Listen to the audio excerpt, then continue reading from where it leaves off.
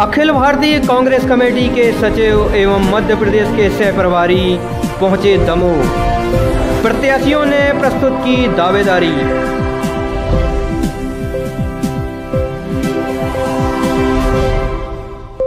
Truck ने मारी bike सवारों को जोरदार टक्कर, एक की मौत, दूसरा गंभीर।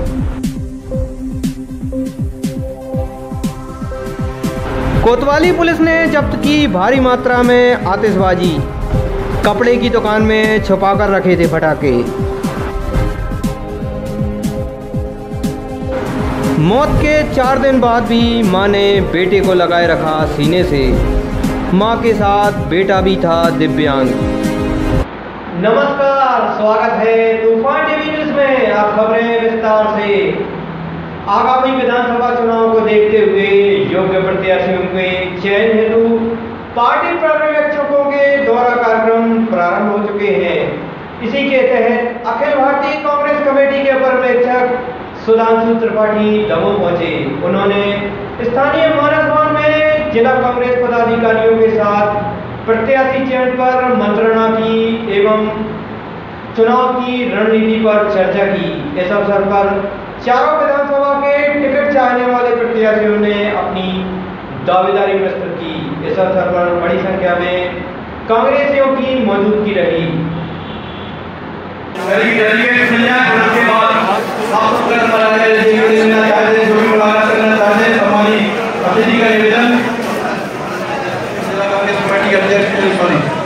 महिला कांग्रेस कमेटी के अध्यक्ष दीदी श्रीवास्तव अपने डेलीगेट के साथ मुलाकात करती हुई, इसके बाद संजय चौरसिया जी अपने साथियों के साथ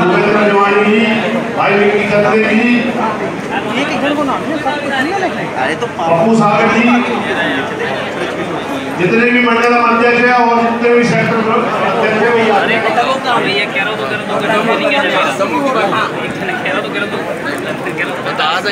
भैया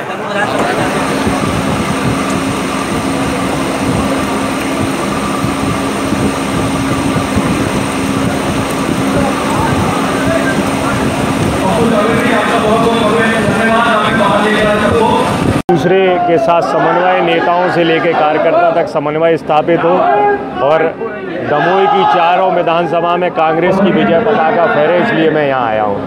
किस तरह के कैंडिडेट को आपके द्वारा चुनाव किया जाएगा? क्या क्राइटेरियाज क्या हैं आपके प्रत्याशी के चयन?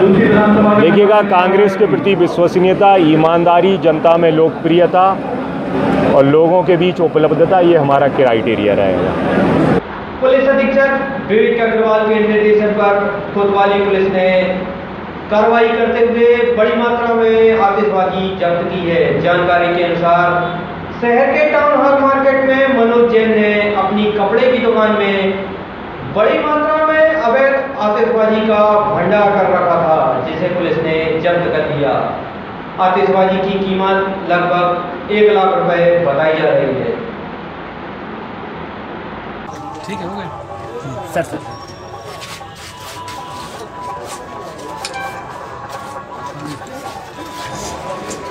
वो वाली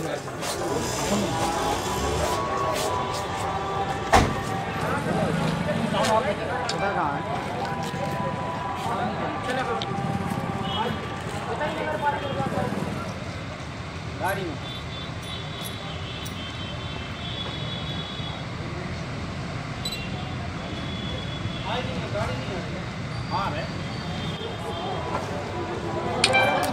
आ रहे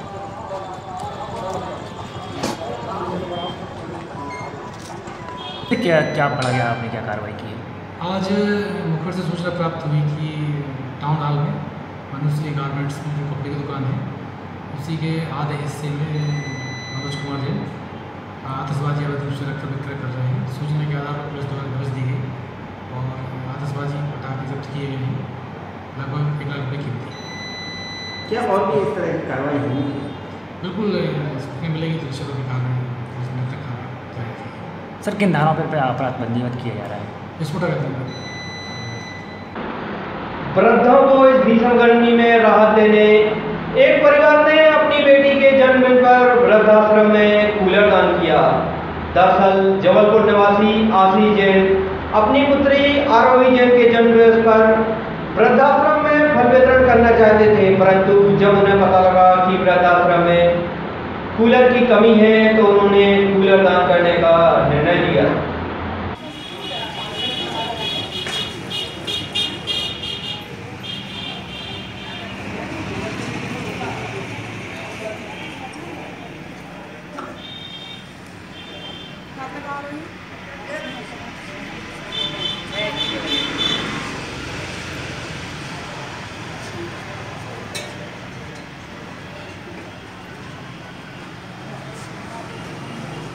जो वृद्ध लोग हैं उनको देखा नहीं गया, ऐसी गर्मी में सो रहे थे।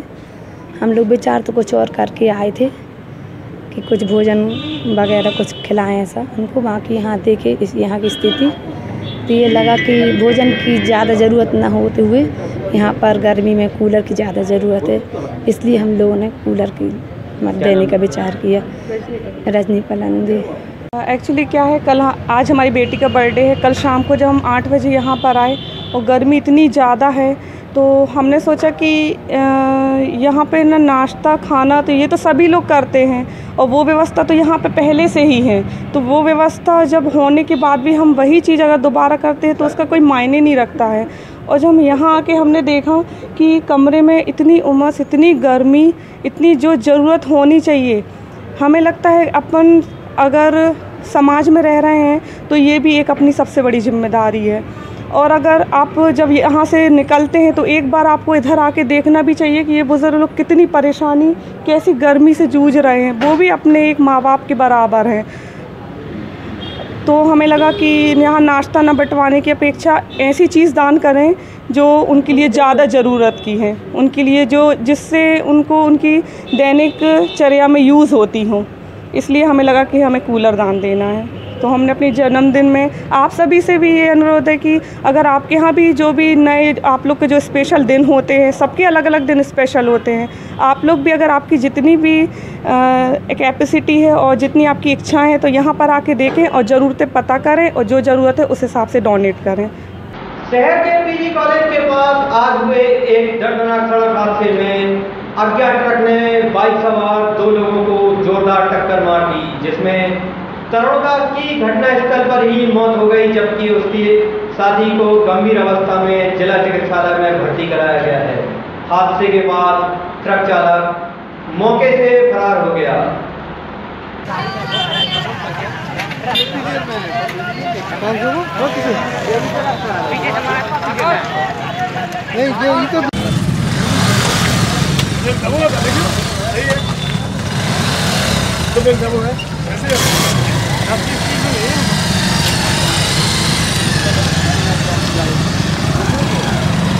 एक दृष्टिबाधित दिव्यांग बुजुर्ग महिला अपने दिव्यांग बेटे को 4 दिन तक उसकी मौत के बाद भी सीने से लगाए रखी। सबसे दुर्गंध आने पर पड़ोसियों को इसकी जानकारी लगी। उसके बाद मोहल्ले के लोगों ने उसका अंतिम संस्कार किया। दरअसल लोकोवार्ड में रहने वाली शांति देवी मिश्रा के 32 वर्षीय दिव्यांग बेटे धर्मपाल की मौत 4 दिन पहले ही हो चुकी थी, परंतु शांति देवी यह मानने को तैयार नहीं थी कि उसका बेटा अब इस दुनिया में नहीं है। 4 साल पहले शांति देवी की आंखों की रोशनी मोतियाबिंद के कारण चली गई थी और उसका दिव्यांग बेटा भी अधिकतर समय बेड पर ही रहता था। अब चला गया तो वो नाम ही लेने से क्या फायदा, अब लौट के तो आएंगे नहीं, हमने किसी को नहीं, आज लौट के आ जाते हैं। बिस्कुट ना चना चाय ले चाय हम ले आ रखा हो तो दे दो। देख दे के लाने पैसा नहीं चाहने हमें, हाउ नहीं चाहने रे, पैसा नहीं देख वे फोटो भर चाहने है भाई। अम्मा की तो हो कौन के पे अम्मा के गणेश सर हो गए। हाँ अम्मा से मगई हमारे को राखी से कमजोर है। हां अम्मा से मगई अम्मा के पास रखी हुई 2-4 की। हां अरे काम कर ना। हां वो खत्म हो गए। पैसा सब कुछ अंदर से करना पड़ेगा। संतोष से बोले सर घटनास्थल लिया कि हमारा संतोष हमको घर तक छोड़ा था, हम झूठ नहीं बोलेंगे। उसने अब दुकान का बंदी है भैया, नहीं आ पाते, सब लड़का बच्चा है, हमने किसी को पता नहीं चला कि जब मोहल्ले वालों को उसने सुबह इत्तला किया कि लड़का है हमारा ख़त्म हो चुका है, उसके बाद मोहल्ले के लोग उधर पे पार्षद समेत पहुंचे और उन्होंने पुलिस के लिए इत्तला दी। उसके बाद पुलिस की 100 नंबर गाड़ी आई, उसके बाद सब प्रोसेस होने के बाद बॉडी का पंचनामा हुआ, उसके बाद बॉडी को पोस्टमार्टम के लिए पहुंचाया गया। उसके बाद सभी मोहल्ला वालों ने मिलकर उसका देह संस्कार किया। और ये पूर्णतः विकलांग था जन्म ही से, उसका ये मानसिक और शारीरिक दोनों रूप से विकलांग था। और इसकी जो माँ है वो भी थोड़ी दिमाग से सही नहीं है, और यही सब हुआ। और फैमिली मैन का कोई और नहीं है? फैमिली मैन के पिताजी जैसे वो 2012 में एक्सपायर हो गए थे, वो भी रेलवे के रिटायर कर्मचारी थे। और इनका फैमिली में ऐसा कोई नहीं है दर पर, ये करबी के साइड के हैं, करबी चित्रकूट साइड के।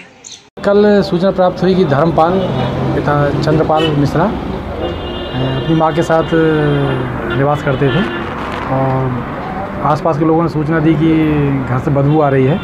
इस आधार पर पुलिस वहाँ पहुंची थी और देखा कि धर्मपाल की मौत हो चुकी थी, और उसकी मां जो कि मानसिक रूप से अस्वस्थ थी। धर्मपाल भी दिव्यांग था।